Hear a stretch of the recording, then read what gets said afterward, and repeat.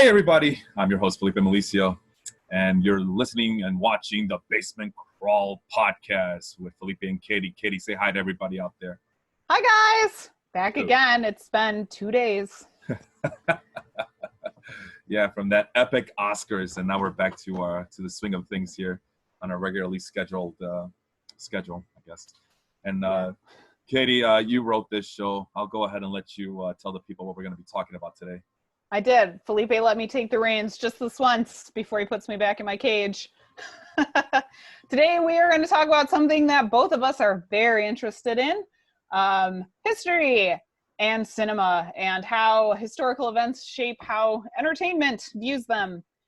Specifically, we're going to go through kind of melodramatic movies, serious ones, and then kind of silly ones that still manage to hit all the notes with it. I myself majored in history back a million years ago when I was still in school. I mostly do medieval Renaissance history and politics, but also spent a lot of time doing World War II history as well. Felipe, why don't you tell the nice people what you studied? When I was a minor, I was a sociology major, but I was a history minor. I've always loved history. How's that adage go? Those who don't know history are doomed to repeat it. So I'm a believer in that. I'm big on U.S. history, big on Latin American history. So I used to know more about World War, but one thing about me is that I can name you every single president from the very beginning. So you talk about trivia. Learned that from the Animaniacs. Oh, I didn't realize they made a song about the presidents. They did. I get lost around Franklin Pierce, and then it picks up again. Yeah, he's the 14th president, Franklin Pierce, followed by James Buchanan, Abraham Lincoln, Andrew Johnson, U.S. Grant, the $50 bill guy. Yeah, $50. So, well, anyway, let's see, history, movies. Well, yeah, no, I've always enjoyed it. I loved it. I loved reading about it. So this should be an interesting one for the both of us, as we're pretty passionate about it. And history is made every day, as that old cliche goes as well. So why don't you go ahead and get us started on what's our first topic of discussion for tonight? Well, we're going to talk about the melodramatic. I figured, since you are an American history and Latin history buff, talk about one of my favorite history genres and movies, and that is the spaghetti western. And how the spaghetti western. I love these melodramatic Sergio Leone movies, also The Mask of Zorro, The Quick and the Dead, these like super violent romanticized images of the Old West, but it's not very accurate to what was actually going on at the time. And yet movies like Tombstone bore me to tears. I've never seen Tombstone. It's one of those that I have to watch eventually. Just Val Kilmer going, "I'll be your Huckleberry." There, I just summed up that whole movie for you. Now you don't have to watch it. I get excited because I always think I'll be your Huckleberry Hound. Oh my God, I wish. That movie would probably be better if Huckleberry Hound was in it. But I wanted to talk about it because there is kind of a lasting imagery provided by these more melodramatic movies of this cowboy, like The Man with No Name, or I think she's called The Lady in The Quick and the Dead, or like Zorro, as these vigilantes or mercenaries who are just out and living off the land, doing their own thing. But, you know, that's not reality. And yet that is kind of the image that stays with people because of how wildly popular these were, you know, back in the day. Something I wanted to mention about that. I know that you mentioned spaghetti westerns, but there's also something, I want to be careful the way I frame this, because I know that it's an over dramatization of the Wild Wild West, these spaghetti westerns, and they're made from a very foreign perspective as to what the Wild West was. But there's also something religious about these spaghetti westerns. I think I saw a documentary that spoke to that, and basically what it said, that American westerns were more about the Protestant ethic, that puritanical aspect of the culture. That's why John Wayne movies were so popular during that era. I mean, shoot, he goes up, isn't he the guy that goes up to people and say, "Well, hello there, pilgrim"? I mean, yeah, Puritan. Protestant, Pilgrim. But in the spaghetti Western aspect of things, though, it's very Catholic. It's very, I mean, I think that's one of the reasons why my parents absolutely love the Sergio Leone movies, despite the fact that they don't speak English, or, you know,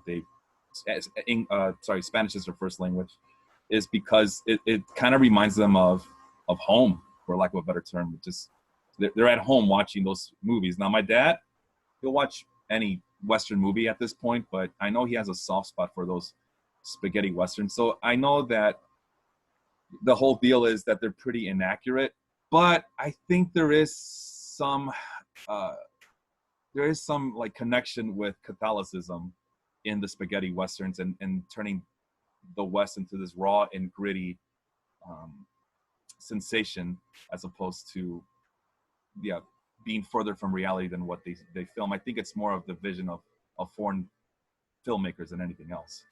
And I like that, because a lot of the times you're looking at American filmmakers who are romanticizing some, like The Tudors is a good example of like American filmmakers or Western filmmakers kind of romanticizing a period in history and making it kind of sensationalized, whereas this is you know, a guy from Italy is making all of these movies and he's romanticizing this period of the Old West that, you know, first John Wayne kind of came in, and we won't say completely realistic, but there was a sort of more the Protestant work ethic and everything that was going on in the John Wayne movies that I don't really care about as much. There's something about the mythos that the spaghetti Westerns made that is just it's so enjoyable. It's like I said, it's raw, it's gritty. I mean, you're talking about, I mean, with the John Wayne movies, it's so simple, right? It's good versus evil, light versus dark, the yin and the yang. With the spaghetti Westerns, especially the Clint Eastwood ones, you don't know what the hell's going on. I mean, and you're like, is he the good guy? Is he the bad guy? Yeah, the whole idea. Is there a good guy? The whole idea of the anti-hero with Clint Eastwood, and we don't even. There is no name for the Protestant, the protagonist. The Protestant. Oh my God. Talking about crossing over there. But no, I think that's part of the appeal, is the fact that it does kind of keep audiences guessing. It does keep people wondering as to the intents of all of the characters in the movie, including the oh my God, I keep doing it. Just keep calling him the Protestant. It's fine. The Protestants in the Catholic movie, yes. The protagonist in the Man with No Name series.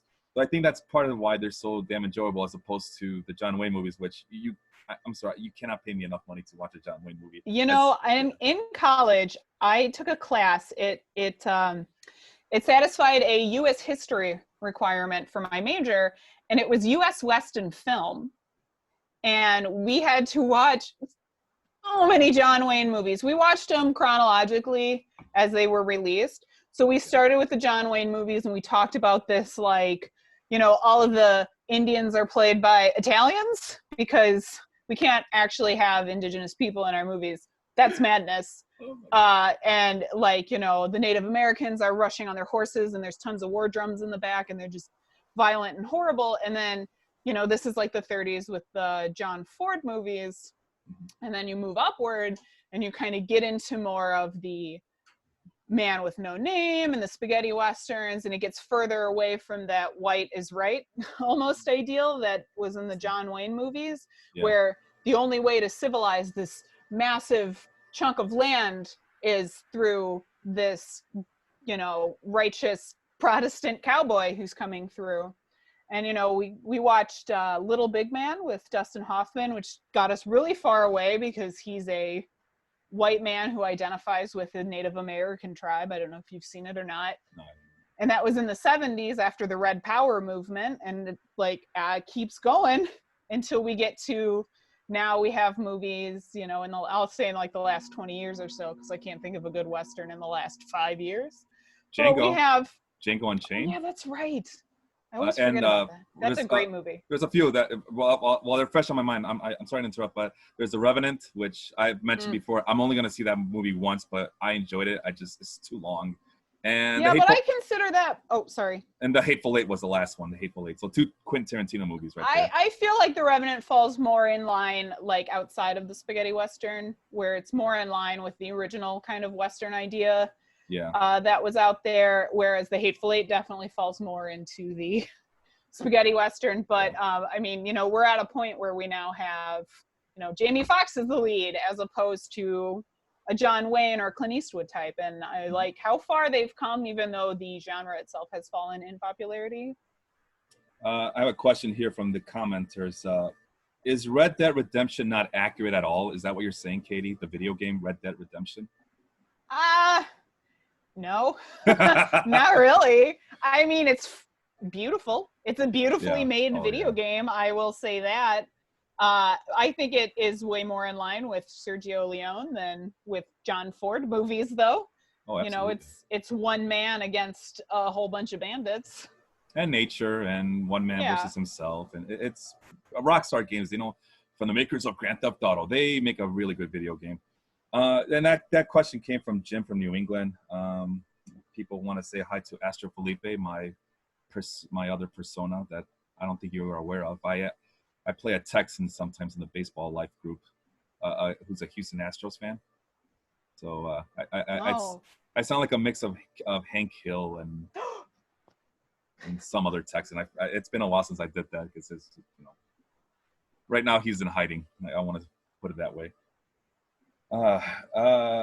Wait, no, Eric. Oh, we Eric. didn't. We have a comment here from Eric that you can't watch a Clint Eastwood movie. No, we're not. We're talking about watching Clint Eastwood movies, but more specifically his spaghetti Western movies, as opposed to like Unforgiven, which is a great movie. But that also kind of falls in line because that's not really rooted in any sort of fact of the era, which is kind of what Clint Eastwood is known for. Even when he moved on from those spaghetti Westerns, his movies are very much one man against many who is very gray in his morality. And I said, morality. And I said I wouldn't watch John Wayne movies. That's what I said. No, Clint Eastwood, I like Clint Eastwood. I don't like his politics, but I do like him as a filmmaker. Yeah, Clint Eastwood is something else with his politics, but he's a very, very detailed filmmaker who does a lot of really good films. So absolutely. No, Unforgiven is definitely, if you haven't seen it, go watch it. All right. So anything else in the Wild Wild West that you want to bring up? No, it's kind of like modern day Shakespeare is kind of how I like to put it, where it's maybe takes place in a specific time period, but it is definitely just there for the dramatics. What about Will Smith's Wild Wild West? Where does that fall? My husband watched that the other day, and I'm still mad. The only good thing in that movie is Selma Hayek. All right, then. That's good to know. That's really good to know. Just because she's wonderful. So we're still on the melodramatic aspect of things. Is there anything else besides Wild West that you wanted to bring up in this category of how it pertains to history? No, not for myself. Did you have anything to add? Anything? I mean, there's a ton of examples. We don't have time to go into every single one. When you mentioned that we were going to talk about the Wild West, I kind of just got stuck in that zone, just talking about the Wild West. So now I didn't have anything else. So if anybody else has any good examples of the melodramatic and how it pertains to history and things of that nature, put it down in the comments below. Any Showtime original series falls into that. We could name a couple, but we won't because I don't have time to go on a rant right now. So what's next on the agenda there? So the next one we want to talk about, so we talked about something that is very romanticized and it's sort of rooted in fact, but not really. And we want to talk about movies that are more serious, that are heavily researched and clearly people have put their due diligence in. And the two that I wanted to talk about specifically was Titanic and Schindler's List. I know we're on two very different spectrums here as far as those movies go. But I will say, as far as James Cameron is concerned, he did do years of research. He actually, I believe, had the opportunity to go into one of those subs and pilot one of those robots that went through the Titanic. So he did a lot of research to get things down so right, like from what people wore to the menu to, you know, he's even got the fourth smokestack doesn't work because it's just there for decoration. And he did all this research and he still got a huge thing wrong. It's just showing like sometimes drama is always going to, you know, ruin all your hard work. Because if for anyone who hasn't seen Titanic, I don't know who at this point hasn't, but you really haven't seen Titanic? I have no interest in it. I just know it That's as fine. know it Honestly, as a girls movie from 1997 with the Celine oh, you Dion know, song. the thing about Titanic is I saw it because it was a movie about history. And I Yeah. love it because of how much work he put into it. But so in the movie, there is a guy who is an officer. His name is Murdoch. In the movie, he shoots himself, and that man went down with the ship. And his family sued James Cameron because he decided to go for the super ultra dramatic and have this one officer who was being bribed shoot himself out of guilt. And then, you know, his family sued him because he was an officer. He went down with the ship like he was supposed to, and Yeah. you know, just showing that no matter how much you do, there it is. Well, they say that it's based on actual events, but it's not necessarily taken exactly moment by moment. I mean, Well, of course not, but I mean that's a real person that you are defaming. No, yeah, but once even that real person goes into the Hollywood shredder, it all bets are off. You have no idea how these filmmakers are going to utilize and manipulate those real life people for them to fit into this movie. I was going to ask you a question. Did they win? Did they win the lawsuit? You know, I think they did. I think they settled outside of court. Oh, okay. I don't Moral think victory. they just, you know, we're not going to fight this kind of thing. No, but like I said, I didn't watch it. The Titanic means something else to me. I know it's Leonardo DiCaprio in that movie, and Billy Zane, as I know him as. I love Billy Zane. Or as I like to call I'm a him, Zaniac. or as I like to call him, Ansem from Kingdom Hearts. So that's how I know him from. He's also in Back to the Future 1 and 2. I did not know that. Which character does he play? He's one of Biff's bully friends. Oh, okay. And let's not forget that most fabulous of Billy Zane movies, The Phantom. No. No, it's terrible. Don't ever watch it. It's the worst. Now, before this turns into the Billy Zane podcast, did you have any movies you wanted to add before I? Yeah, for every James Cameron, I because you posed that question in the rundown for the show, and I couldn't help but go back into my childhood and go back into like some of the foreign films I watched growing up. Well, there's two foreign films and then there's one American film. I'll name one of them. I guess The Official Story, or La Historia Oficial, from Argentina. They talk with a lisp, I think, right, in Argentina. So it's The Official Story. So you were talking about how Hollywood filmmakers like James Cameron are go for that melodramatic shot and kind of bend reality a little bit. And I found that, well, in Argentina, I mean, I guess it depends which perspective you're coming from, because I want to say that foreign filmmakers, they have nothing to lose by hiding the truth, and they want to expose reality for a wide mass of people to take a look at. In this movie about The Official Story, I don't know how much familiarity you have with Argentinian politics and history, but in the 70s and 80s, they fought.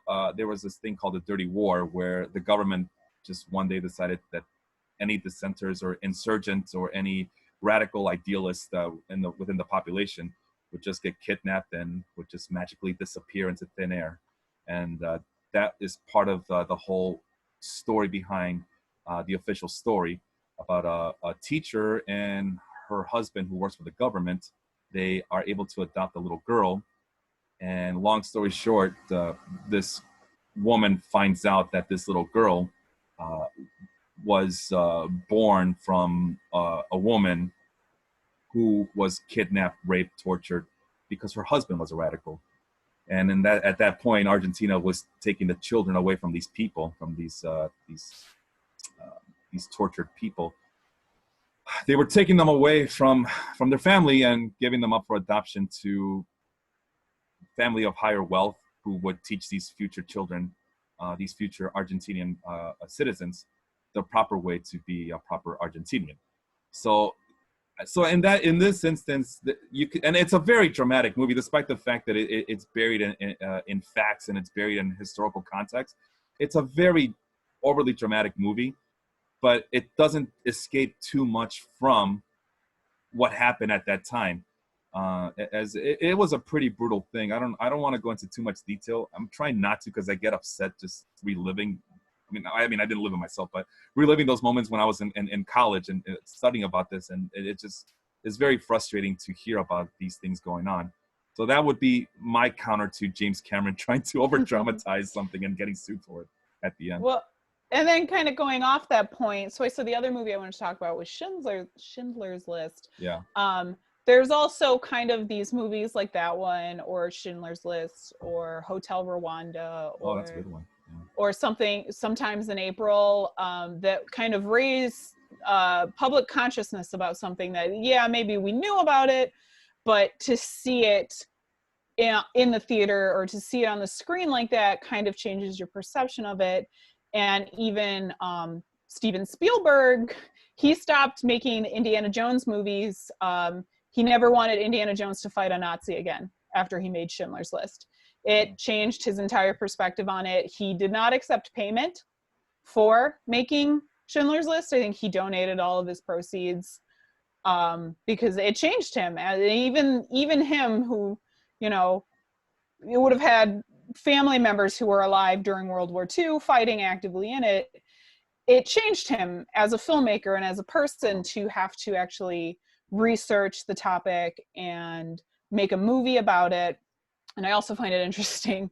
I'm going to paraphrase this because I don't have the quote in front of me, but Stanley Kubrick criticized Steven Spielberg, kind of saying, the Holocaust is about 6 billion people who died, and this is a movie about 500 who didn't. Kind of criticizing the idea, well, why does it matter that you made this movie? Think of everybody else who died. But at the same time, it also, there are now generations of high school students like myself who had to sit down and watch Schindler's List while we studied World War II, kind of giving more of a face to this tragedy than just a page in a book. So you also you had to watch it for school, right? In high school? Yes. I had to watch it for elementary school. That movie came out in 1993, I believe.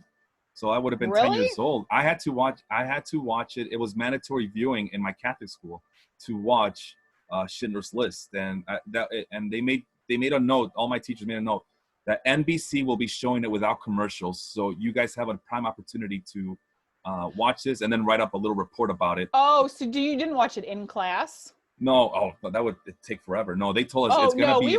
We had to watch it in class. No. The only you thing were not allowed to escape this, which is fine. It's a good. I love that movie in kind of a sad way. I read the book. The book's pretty great too. Yeah, I'm not complaining about it. It's just it's funny that it might be a universal thing. I mean, hey, if you guys are out there, let us know if Schindler's List was required viewing for your school.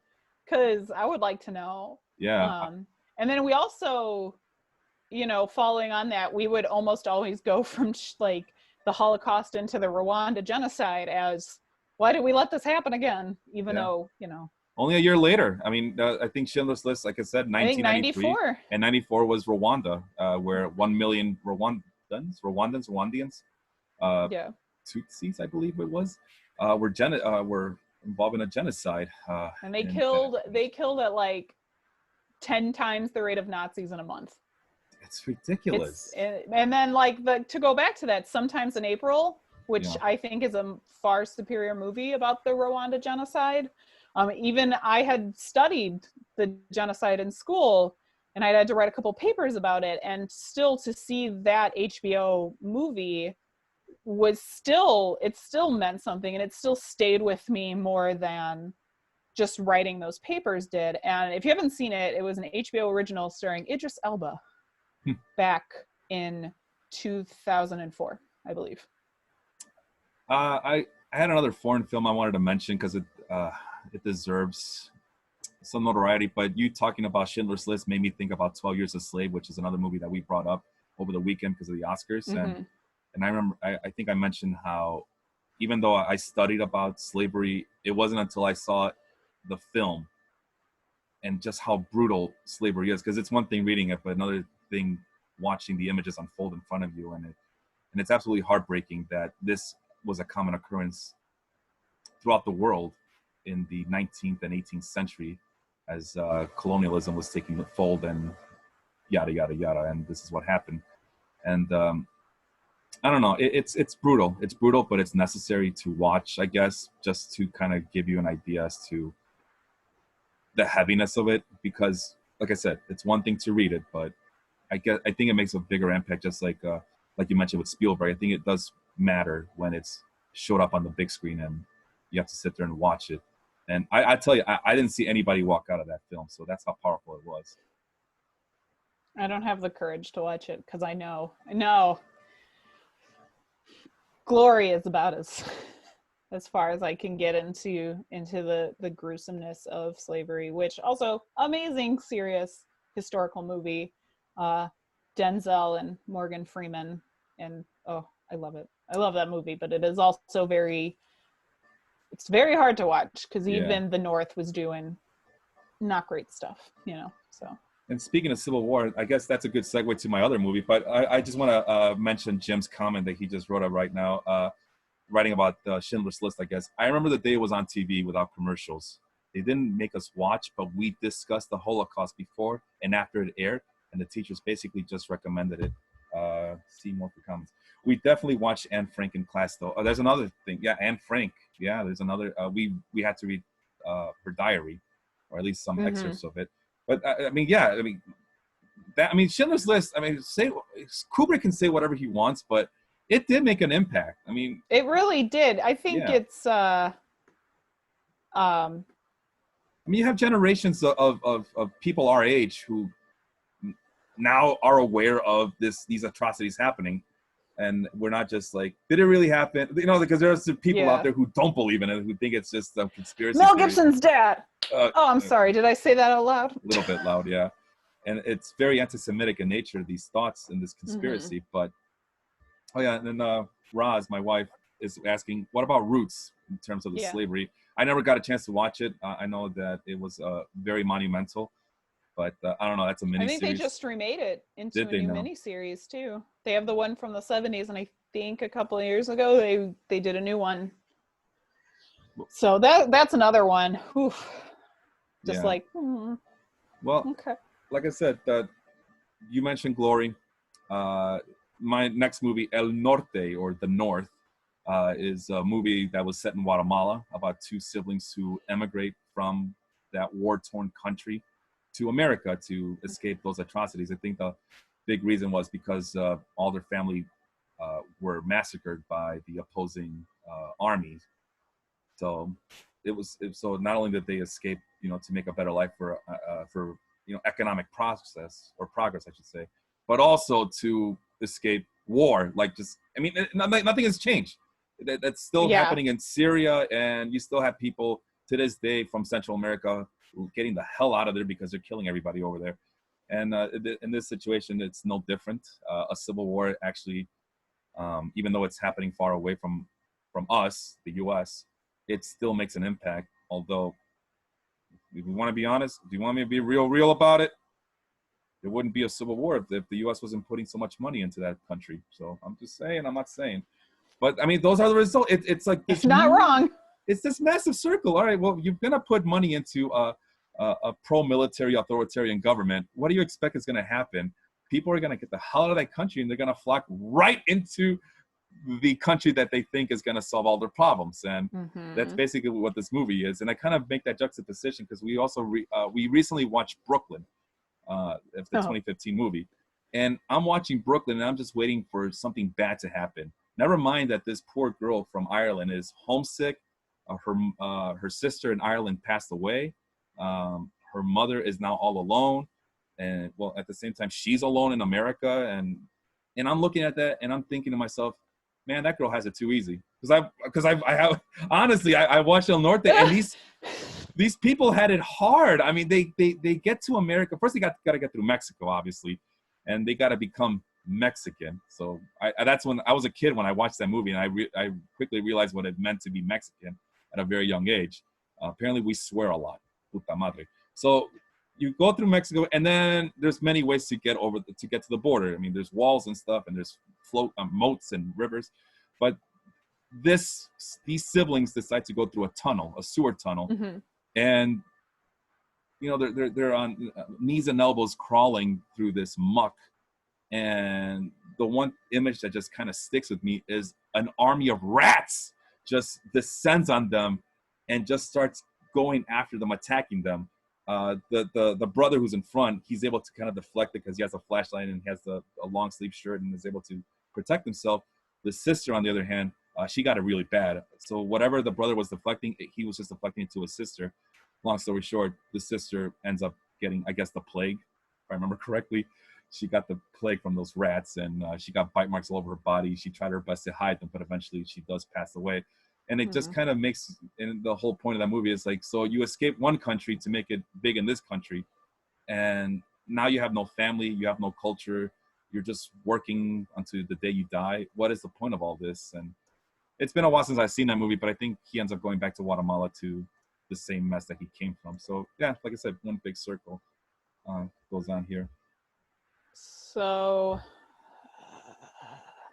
I'm going to try to find the name of this because I, for the life of me, just can't remember what it's called. There was, because you're talking about these kids trying to get from, war-torn Guatemala, which I think you should read if you haven't already. Rigoberta Menchú. She was a Guatemalan freedom fighter. Yeah. That book stayed with me. And I think it's definitely worth the read. And like you talking about that movie, I'm like, oh my God, I need to watch this now. But there's a movie, because it reminded me of it when you're talking about, because kids, the tragedy through the eyes of kids is a very big, very powerful kind of movie to set. And there's this Japanese movie. It's about two brothers who survive the atomic bomb, and they lose their parents, and it's just about their life of poverty and post-war Japan after the bombs have been dropped, and how they're trying desperately to survive. And in the end, they both pass away. I think one dies from disease and the other, I think, dies of starvation. And in the end, they turn into fireflies as kind of this pure and beautiful thing in the world against all of like the hate and poverty and starvation that they had to suffer in a post-war world where, as the losers, they did not get as much of a voice as the victorious side. And I gotta say, I wasn't gonna do it, but I'm gonna mention it anyway because it just fits so well. I mean, it's Central America during that time, and lots of parts of Latin America during the 70s and 80s. It's just war torn. It's just one civil war after the other, and it's basically the pro-military, pro-government faction, which is supported by the United States of America to eradicate communism and socialism, against these freedom fighters, these rebels who just want, wealth redistribution, land reform, healthcare, all that stuff that makes you evil, I guess. And this movie Salvador with James Woods, not a foreign movie. This one's English speaking, so you can't use the subtitles as an excuse for not watching it. But Salvador, to this day, people ask me what's your favorite horror movie, and that's my pick, Salvador, because a lot of the things that happen in real life during this their dirty war in the 70s and 80s, it gets depicted in the movie. The Catholic nuns getting raped by the death squads and burned and tortured. That happened, and the movie shows it. The village that got razed to the ground. I mean, they're talking about an elite unit of army battalion going into village to village, kind of like they did in Vietnam, trying to look for communists. They go into this one village, and these soldiers are tired, irritated, and upset, hungry, and they go into this village and they just raze it to the ground. They kill all the men, they rape all the women.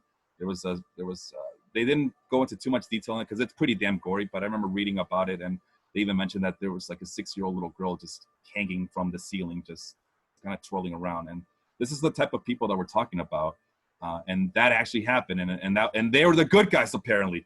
Remember, like, this is what I don't get about people, right? like people say, well, we can't have communism and socialism because, capitalism is the way to go and, we want democracy. Yeah. These guys weren't democracy. These guys were capitalists. And they did all this in the freedom and the fight to eradicate communism because we don't want another Vietnam in our neighborhood, in our part of the world. And it's like, no, you read about this stuff and it's like, okay, I mean, I get it. You want the free market, you want this, you want that, but there's a price to pay because the whole point of all these countries going to civil war was to prove to the United States, who was sending military and financial aid, was, hey, we can make a stable country too, just keep that money coming and we'll stable this country for foreign interests. And the way to do it is by massacring your population. So yeah, that's why I didn't want to bring it up, because I'm very I know emotional about just thinking about it, but man, it's hard not to bring it up at this point. Right. Oh, and then just to swing back for 1 second here, the name of that movie is a Studio Ghibli movie, and it's called Grave of the Fireflies. Oh wow. Yeah, it's very depressing. I had to stop it several times. Oh man. For a cartoon, for like an anime movie, it's like, okay. And it is kind of a guess who dropped the bombs. Jesus Christ. Okay. I think any other tragedies you want to mention before we make our audience depressed here? I think it's time to move on from the tragedies. If anybody else wants to, in the comments here, throw up anything about a serious movie or a more historically accurate movie that they love or that has left them, an impact on them, please put it in the comments, and if we have time, we'll swing back to kind of talk about it here at the end. But we want to end on our little movie journey. We want to our last section of movies, bring it back up to the downright silly of movies out there. And this is really just an excuse for me to talk about my favorite movie, which is A Knight's Tale starring Heath Ledger. But also like Monty Python and the Holy Grail and Monty Python's Life of Brian. And I'm sure Felipe's got a couple goofy movies out there. And the reason I want to bring them up in the context of this is like, oh, but those movies are dumb and are full of historical anachronisms and are dumb. But at the same time, Monty Python and the Holy Grail and Monty Python's Life of Brian have been lauded as two of the most historically accurate films for their time, given the content of the movie. So, I mean, I don't know, Felipe, have you seen either of the Monty Python movies I'm talking about? I've seen Holy Grail. I've seen Holy Grail. Well, you know what? That's the better one anyways, in my opinion.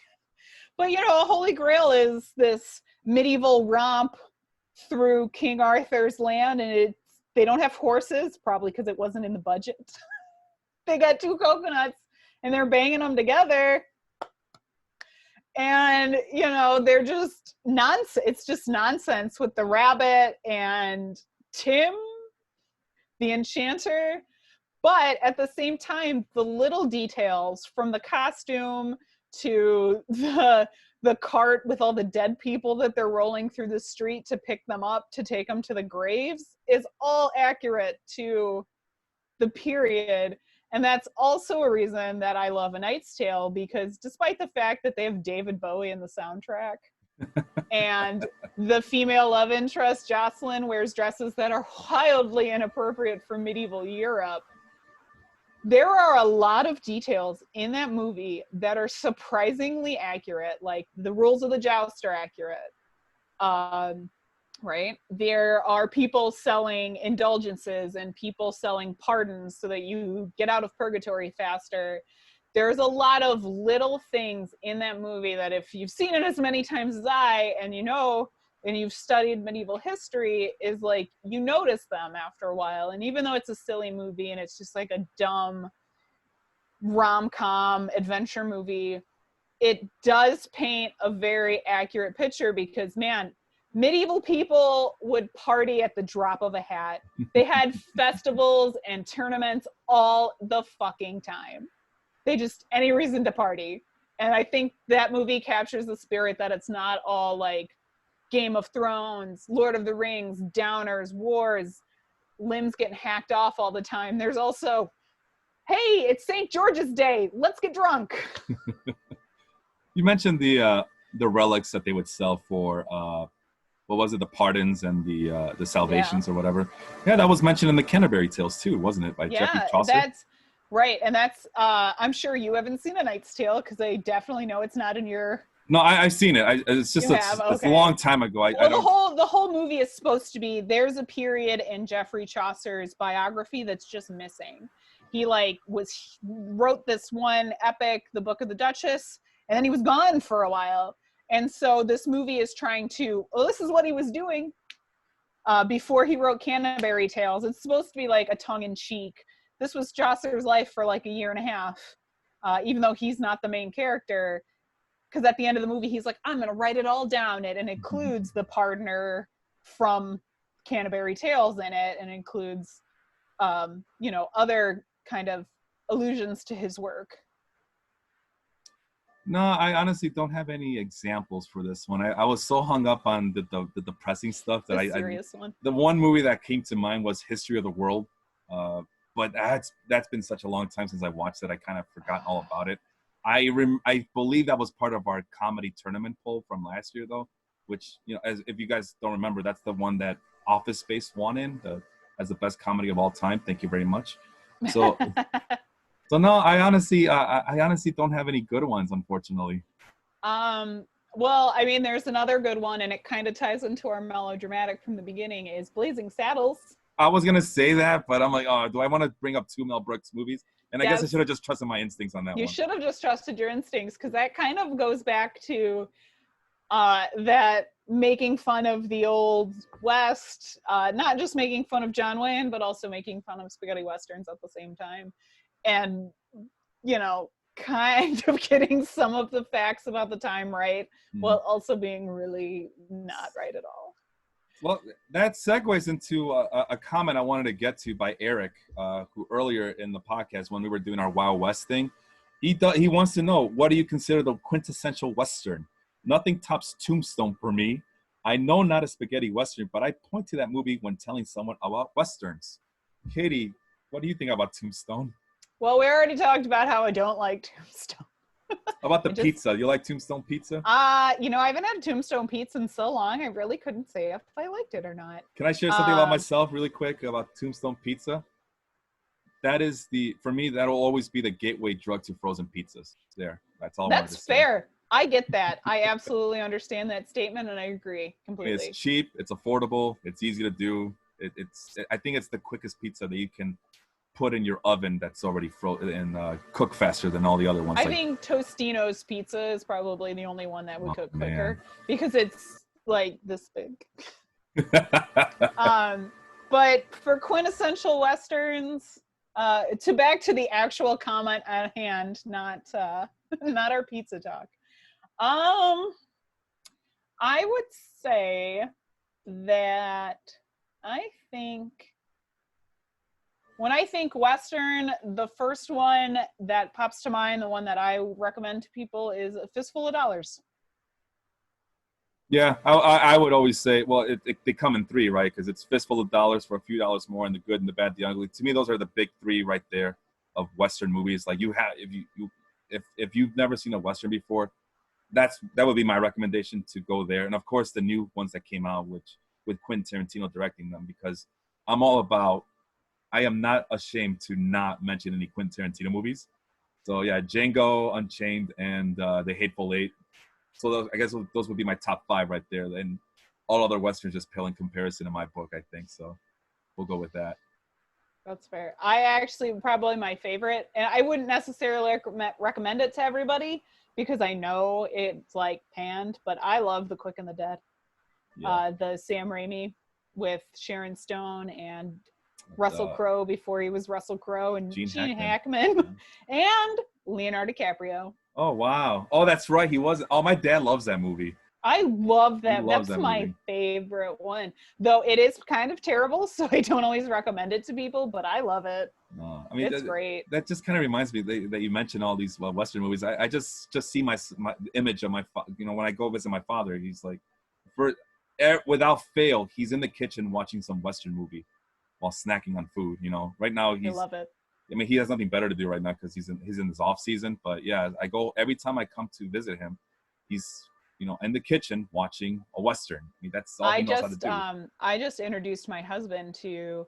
I don't think he's watched Quick and the Dead yet, or not Quick and the Dead, The Good, the Bad, and the Ugly yet. But I did get him to watch the first two in the Dollars trilogy before our Amazon Prime membership ran out. Oh man. I have to abuse my parents now so we can watch the last one together. But yeah, I finally got him to watch them. He's like, wow, these movies are great. Yeah, and I think, great they are. You mentioned The Good and the Bad and the Ugly, and we just mentioned the American Civil War and civil wars in general. But yeah, I think people kind of forget that The Good and the Bad and the Ugly does take place during the American Civil War. Oh yeah, it does. Yeah, I'm telling you. See, look at you. I forgot that. Yeah. Well, because like the first one takes place in like a border town in Mexico, and there's like not a whole lot of outside influence there. I mean, they go up against the Mexican army at one point to steal supplies, right? But there's no like moment in time you can point to and be like, that takes place during this. There's nothing, because it's very contained in that town that it takes place in. Right. And I wanted to piggyback on that. Something Civil War. Oh, and lost the train of thought. Never mind. I was going to ask you. Okay, well, speaking of Civil War, when we're talking about history, what about Abraham Lincoln, Vampire Hunter? Do you think that's an accurate portrayal of that era during American history, Katie? Honestly, if any of the presidents were going to be vampire hunters, I don't think it would be Lincoln. Why not? He's a rail splitter. He is a rail splitter. I actually feel like Grant was probably more likely, or Calvin Coolidge. Coolidge? Silent Cal. Silent Cal. He was silent for a reason. You lose. He's had so many secrets. Okay, you got to tell me, why do you think Calvin Coolidge would have been the guy to... I just told you, it's because he was Silent Cal. He's keeping all them secrets. He was part of the Secret Vampire Hunters Association. Oh my God, Calvin Coolidge. I mean, I would have accepted Teddy Roosevelt. I would have even accepted William Howard Taft from you. But Calvin Coolidge. Taft. Yeah, look at him. I mean, him and Teddy go hand in hand.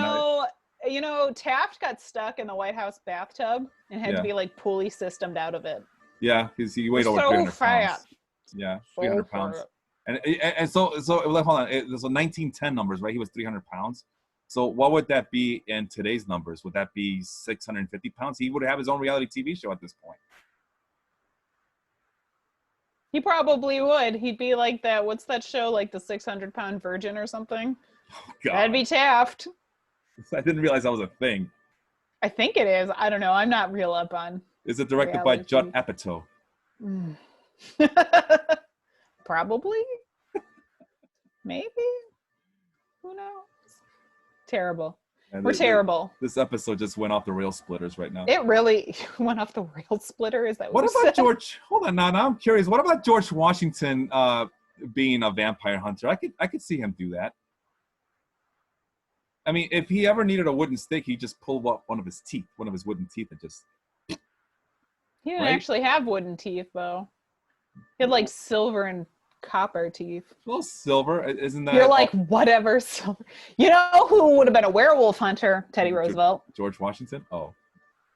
No, Teddy Roosevelt definitely was probably hunting werewolves. Okay, I got one for you. Underrated vampire hunter nominee, Zachary Taylor. That guy didn't give a shit about anything. He did not. Yeah. He did not. I cannot believe we're talking about the presidents of the United States of America, and without mentioning the band, the presidents of the United States of America. She's lumpy. We don't need to mention them. We need to talk about which of the presidents of this fine nation have been vampire and or werewolf hunters. Oh, for vampire, Donald Trump. He was a vampire he's a vampire now, I think. Sucking the life out of Melania. Ooh, that's one image I did not need in my head right now, Katie. Thank you so much. Werewolf hunter, George Bush. The second one, not the first one. I think George W. would have been a great werewolf hunter. Probably. I can agree with that. He would have had his 6-shooter with him. Silver bullets. And then he'd have silver bullets in his cooler, Coors Light. Yeah? Huh? But Jimmy Carter was a vampire hunter. Really? The peanut farmer? It's always no. You're It's the ones you striking out, don't. Katie. No, it's the ones you don't suspect. That's why. Because it's like, who's the best to be a vampire hunter? The one you don't suspect. Oh, we need a vampire hunter in the White House. Who are they going to think? Richard Nixon? Yeah, they're definitely going to think he is. Jimmy Carter was a vampire hunter. Oh, no, and it's disgusting. Richard Nixon was the vampire. Let's not get it twisted here. Does that mean that Gerald Ford was his, like, Renfield? Sure. And let him and pardoned him? Yeah. He's his little, you talk about the slave. People talk about the Illuminati. This the only explanation was that they're both vampires. We should just. He doesn't have to be a vampire. He can be the servant, like in Dracula, where he's got that one guy that he's got under his control. That was Gerald Ford. That's why he pardoned Nixon. I kind of want to just start from the very beginning and just do a lightning round of who's who in American presidents. So John Adams, shoot. I wasn't ready. That's why it's a lightning round, Katie. John Adams. Werewolf hunter. Damn. Thomas Jefferson, he's a vampire. Yeah, he's definitely a vampire. James Madison. Oh, he was definitely also a vampire because he was in or he's like the Gerald Ford to the Thomas Jefferson. Ah, that's good. I like that. James Monroe, the father of Constitution. Ooh, hunter. Vampire hunter. Okay. But the John Quincy Adams. John Quincy Adams is the best. I love him. Vampire hunter. Why do you love John Quincy Adams so much? Because he was an early abolitionist, and he did his best, but he still couldn't get it through because it was just, we weren't ready for it. John Quincy. I got a funny John Quincy Adams story. Apparently, he's notorious for taking skinny dips into the Potomac River. Beautiful. And then there's a story about him just kind of losing his clothes, getting ransacked by local bandits, and yeah, he had to get a child to help him, get word to the White House. The White House was in existence back then. So yeah, get my wife. I need some new pantaloons. He's got like a plant in front of him, and he's like, "Oh God!" Yeah, that's how they drew it up. Every sitcom ever. That's how they drew it up in the book I read. It was beautiful. It was a children's book. But anyway, Andrew Jackson, vampire. Duh. Who's next? You know what? I'm gonna say werewolf for Andrew Jackson. I think he was a werewolf. So Martin Van Buren, that's one of his pack. He's part of the pack. Yeah, right there. Martin Van Buren is definitely beta, I guess, or omega to Jackson. Oh my God, William Henry Harrison. He died in 30 days. Oh, useless. Useless, right? Yeah, just useless. He didn't do anything. He was a nothing. I could see him getting bit by vampires, and that's how he died. Not from pneumonia. They were trying to get him to be Martin Van Buren was trying to make him a vampire, and no. No, I thought Van Buren was a wolf. Oh yeah, duh. What am I talking about? I'm drunk. I'm not. Interesting. The fact about William Henry Harrison as well is that when he got bit by the vampire, doctors were baffled as to how to combat vampirism, right? So what they did was, best way to counteract a bloodsucker is by utilizing bloodsuckers. They put leeches all over his body to take out the good. They leeched him. Yeah, and it ended up killing him, I guess. John Tyler, he of the 20 children. Yeah, what the fuck? Different time back then. I'm gonna go with werewolf. He had a litter. James K. Polk. People should know who James K. Polk is because that is a high school that Al Bundy went to in high school. They also have a "They Might Be Giant" song about him because he was the dark horse candidate that election. Oh, okay. So he's a centaur now. What's up? Yeah. No, he's not a centaur. I'm gonna go with vampire on Polk. All right, number 12, the Zachary Taylor. We just established that he's a vampire. They're all generals at that point. Number 13, Millard Fillmore. Oh, my boy Millard, terrible president.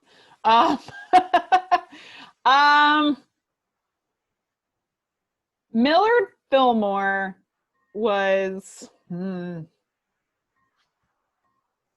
name of my old car. So he's a Buick Century.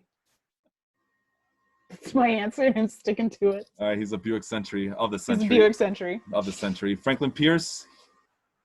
Oh, I have to say Hunter on Franklin Pierce. James Buchanan, I think he's a vampire, a very lonely. I think he might have been gay. I'm convinced, but there's no way I to think prove that. there's been some scholarly questions in that regard. For those who for don't know, him. James Buchanan is the only president to never be married during his presidency. So he actually had to utilize the services of his niece, I believe, to play the part of a White House hostess. So yeah, Buchanan, vampire. Definitely. Who's after? Oh, then Lincoln is next. He's the vampire hunter. Andrew Johnson, he's just a vampire. You think Johnson was a Yeah, vampire? that guy's a jerk. Oh, no, I'm not saying he wasn't a jerk. Oh yeah. I just don't think he's suave enough to pull off vampire. It's a werewolf.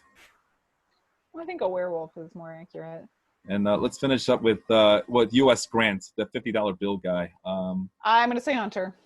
And then one more. Is it James Garfield, right? I think he was a cat. He was a cat. And Werecat? Werecat, yeah.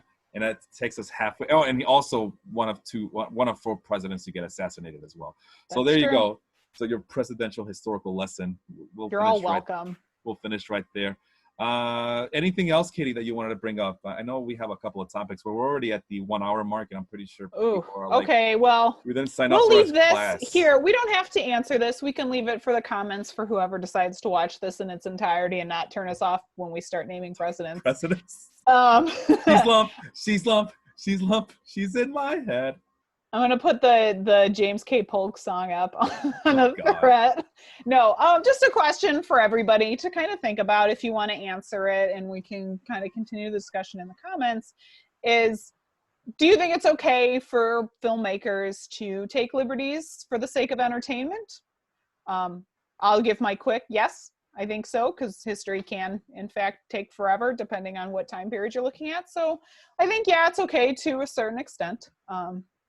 Felipe, do you have anything to add to that question? I was going to say that I know that movies get a bad rap for being historically inaccurate, but I think for those who are really interested, like I am, about history, it becomes like a spark. You know what I mean? It becomes this thing where, oh, now I got to look into more of this. I got to read into this.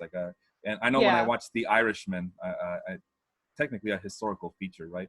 I immediately went onto Wikipedia, and I know it's not the best way to do it, but it's the most convenient way to do it. And I got into this wormhole of mobsters, right? So I definitely get it, because I've always enjoyed stuff about Queen Elizabeth I. Oh, wow. But it wasn't until I watched The Tudors that I started kind of delving into Anne Boleyn and Catherine Howard, the 2 queens that got beheaded. So, that shows tits and ass, essentially. But it did. I got really into the Tudor timeline because of it. So it's the WWE in 1998 is what you're telling me. It was, damn that show. We only have so many shows left. For those who are not aware, this is my penultimate episode with Katie. The last episode will be February 25th. So I want to get Katie's thoughts live on the air. What did you think about the WWE Attitude Era? Because we used to talk a lot of wrestling back in the day, but you're a woman. You're kind of, I think you're a feminist, right? Yeah. Sure, why not? Yeah, what are your thoughts on the WWE Attitude Era, the greatest era of all time? My brother watched it, and was it WWF still when it was Attitude Era, was it not? Yeah. I loved D-Generation X, and specifically China. May I ask? Yes. So anytime they would tell you to suck it, how would that make you feel? Oh, you mean when I didn't know what that meant at the age of like 8? Didn't make me feel anything. I repeated it a lot. So there. I forgot you're younger than me. It's hard to believe that you're that much younger than me. I always think we're like maybe I didn't know what that meant until later. But I had in college, one of my guy friends gave me, I wish I still had it. He gave me a t-shirt he used to have that said Vinny loves, and then it had a picture of a rooster, and it said D-Generation X on the back. And if you can't figure out what that meant, well, that's on you. It's cock. You wanted to say cock. I loved it, but it was like gigantic on me. But D-Generation X, I remember when Shawn Michaels retired, and I was like, oh, it's so sad, but so old and bald now. Not great. But I mostly because China was like the female wrestler Yeah. when I was a kid. I mean, China gets credit for lots of things in women's wrestling. Mm-hmm. So I'm not surprised that she kind of especially during that time when it was so much bigger. Wrestling was so humongous. She didn't give birth to a hand though, like some other female wrestlers we could name. Was that B. Arthur? I mean, sorry. Mae Young, man. Mae Young, sorry. B. Arthur, Mae Young. Wait, didn't I, in a previous episode, you thought B. Arthur and Eartha Kitt were the same person. I want everybody to just like put it side by side of those two women and shame him for thinking they were the same. B. Arthur, Eartha Kitt, Mae Young, the Fabulous Moolah, they're all the same people to me. Betty White. No, Betty White and there's another chick that I always confuse with. Oh, it was the mom from Everybody Loves Raymond. What's her name? Isn't it Betty Young? No. It's Doris Day, wasn't it? No. Well, there's another one I get confused with. I gotta look it up now because you've driven it out of my mind. We'll finish up with that last thought right there. Oh my God. I'm kind of curious to see who that was. Who I'm confusing. Doris Roberts. Doris Roberts? It's the same people of me. Oh my God, that's horrible. Terrible. Oh, hilarious. man. It's really funny, but also terrible. Oh boy. Well, I'm looking forward to people throwing rocks at my house and calling me anti-American for my previous comments. But well, I mean, if they haven't already, the truth hurts, man. I'm telling you. That's why I didn't want to bring it up because I'm afraid for my life. I mean, it's Argentina all over again. I'm afraid that I'm gonna get that the government's going to come into my house and take me away and drug me, rape me, and harass me, and then drop me off an airplane, put it 30,000 miles in the air, and dump me into the Atlantic Ocean. That's my biggest fear in life, Katie, is that. So if I can go in this life... In these dark times, we all face that if we're on the blue side of the spectrum. Yeah. Well, this got dark. Yeah, really dark. We wouldn't have it any other way. This is the Basement Crawl podcast. So there's only one more episode of this, and then I go on to focus on fantasy baseball and fatherhood. So there we go. Katie, it's been a pleasure. Look forward to the next one. We'll talk to you soon. All right. Bye, everybody. Have a good one.